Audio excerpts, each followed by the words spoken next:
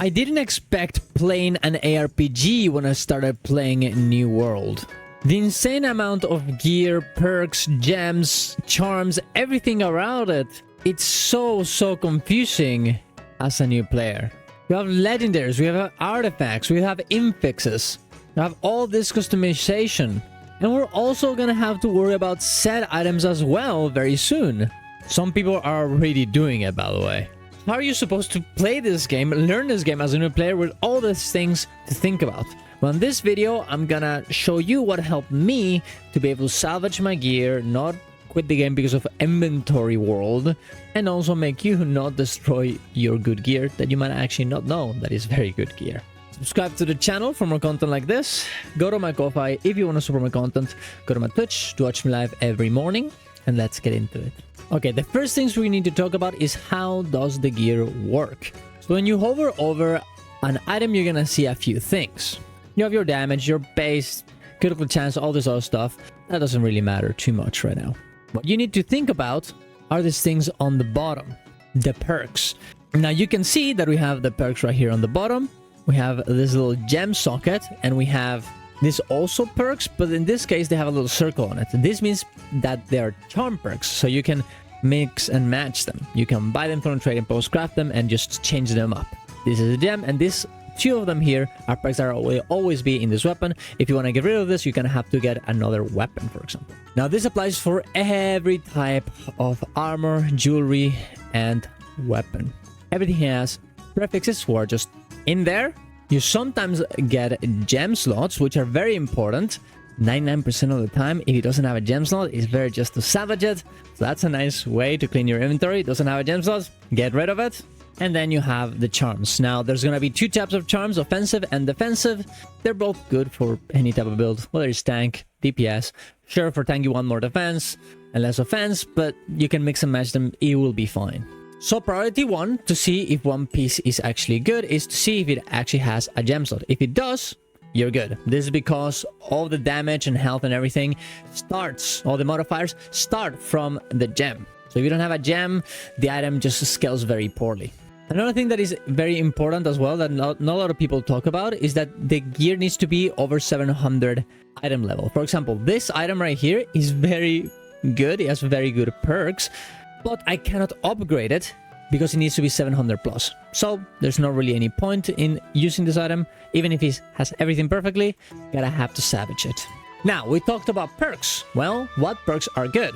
Now, right now, it's the start of the season, so everybody's trying to understand what is the meta, what are the good perks, which ones are bad, and you should definitely check people like Baggins, people like Soulgrot, people like Mecro. They have very in-depth videos on how to farm, what perks are better, very much deep diving into these issues. I'm not gonna go do that because I want to give you a little bit of a summary, but definitely check these people out.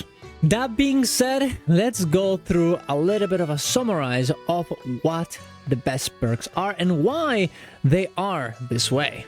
New World is a very interesting game. There's a lot of specific perks like less damage to frost damage, or less damage to slash damage, or thrust damage, and all this other stuff. And these are pretty cool depending on the situation, but it all leads to wanting to take less damage. The game just blasts you with damage. Whether you're a healer, DPS, or tank, you want to be tanky so you don't explode. You can't really go glass cannon in this game. This is why the best in slots in terms of perks is always something to do with health. And why health? Because it doesn't matter if you're fighting a frost damage boss or a thrust enemy in PvP, health protects you regardless. This is why perks like wellness, increase max health, is super good. Just health, increase max health, is super good. Things like enchanted ward, 3.5 reduce damage from light and heavy attacks, is super good as well, because most attacks are like this. This is actually the best in slot for almost every build, if not every one of them. And perks like divine health incoming from all healing effects is super good as well. Keenly Fortify as well is super good, as it gives you the buff from Fortify that will decrease all damage taken by a certain percentage for a determined amount of time. Second, for example, is super good for healing, but only healers, because it will make your outgoing healing efficiency better. But if you're not healing anybody, does that really matter? Of course not. Now, those are the perks that are very general, as they're defensive, and everybody needs defensives. Now, let's talk about offensive ones. Now, obviously, things are gonna change a little bit here, as some builds will do damage in different ways. But for melee weapons, critical, well, physical weapons, I guess, critical is super good. Critical chance, critical damage. If you see this in a weapon like this, damn, you're gonna be happy. This is also super good for catacombs, as a lot of the effects from catacombs, the special effects, will trigger with crits. They'll give you better healing orbs. They will give you more damage. It kind of feels like catacombs are made around crit. So if you're really interested in that type of content, bringing crit is a great idea. Something else that is super useful are attunements. They will transform all of your physical damage into another type of element. This is super good for PvP, as there's not that many defenses against this kind of elements, but it can also be great for PvE, especially if you are going, I don't know, some sort of weapon with Ice Gauntlet, Frost Attunement to do even more ice damage. It's great, right? You're pairing it up, you're combining them. I told you this game feels a little bit like an ARPG. The amount of combinations and interactions is... Alright, with this amount of stuff, you should be able to clean your bags and understand more or less what to do with each of the perks and your pieces, okay? We're gonna talk about next is a little bit more deep, but it's still completely doable, so let's keep going. The next step is depending on your build. For example, when I'm using my greatsword, I'm doing heavy attacks. That's what my build is all about. My sword usually does light attacks, but I could indeed also use heavy attacks if I wanted to. This means that there's gonna be interactions between my weapon and the perks. Transient Strikes here does heavy melee damage. Heavy melee attacks will do more damage. So this goes perfectly with a greatsword. If I had this on a weapon that doesn't do heavy attacks, this wouldn't work. Let's say that I wanted only light attacks on my sword, then I would want a perk that works with that.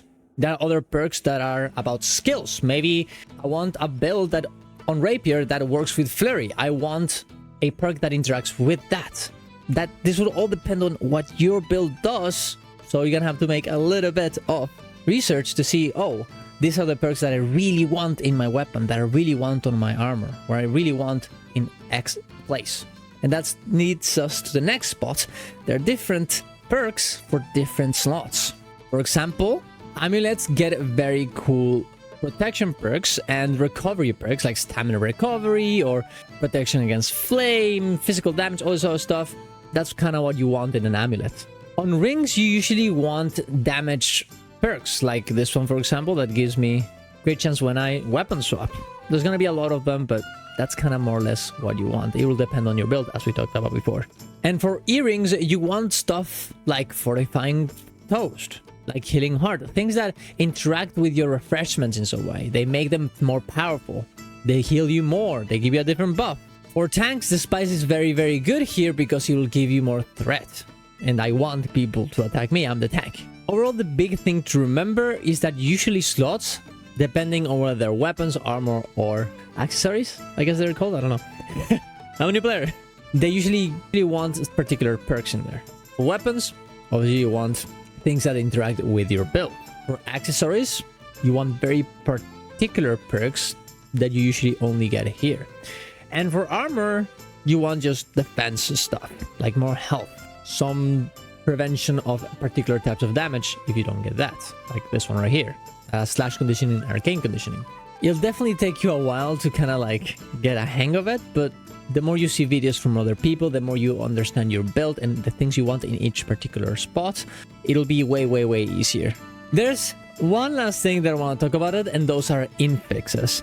These are special perks that only appear in very particular type of spots. So different type of gear. So you can see that there's this enraged refresh. This will only appear on headpieces. Elemental mana battery only on headpieces, and so on and so on. Rings are the only ones that can get leeching, which is very good for catacombs, as you need a lot of healing for yourself as you're almost alone. Sometimes you don't have a healer, so getting a ring with leeching is very good.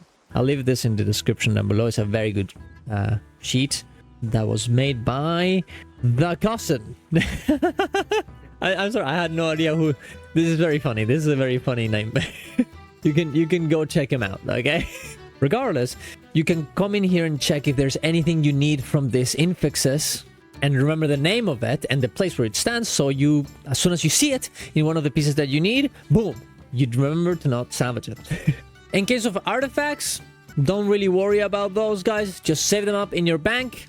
They will always be useful. Even if they're bad right now, they will be useful eventually. So just save them back in your bank for another occasion. Another thing that I recommend you to do is to have a particular banks, right, from different zones set up as, you know, for different type of gear. Because yeah, of course, you're gonna be able to, and I get this whole thing, you know, and no, I should salvage this, I shouldn't salvage that, whatever. But sometimes you won't know. And if you don't know and you're like, I don't want to salvage that because I'm not sure if this is good or not, just put it in your bank. You can have one place designated. This is my place designated for it, right? I don't know if this is good or not. I just put it here, and eventually I go look at it again. I'm like, oh no, I was dumb about that. That is actually useless. I'm gonna salvage it, or maybe just keep it here forever until I don't know. Or maybe I'm like, oh, well, actually, I have another one here for different types of builds that I might not use. I also use this for artifacts to keep them here, but also I'm like, oh, this could be good for another type of build that I haven't done right now. Like, maybe I'm gonna do a DPS build. I'll keep these items here. And you can have multiple versions of this. Just, I don't know, put a notepad or a little piece of paper that says, I don't know, Cutlass Keys is for artifacts, blah, blah, is for blah, blah. I really wish they made us, you know, they let us, like, change the name of these places. But hey, it is what it is.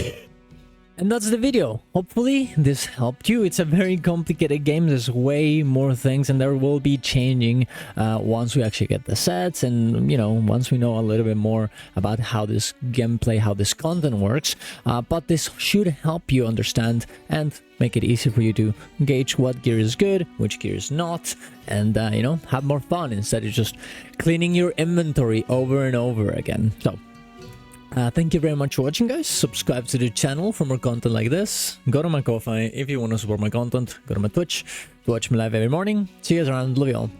Ciao, ciao.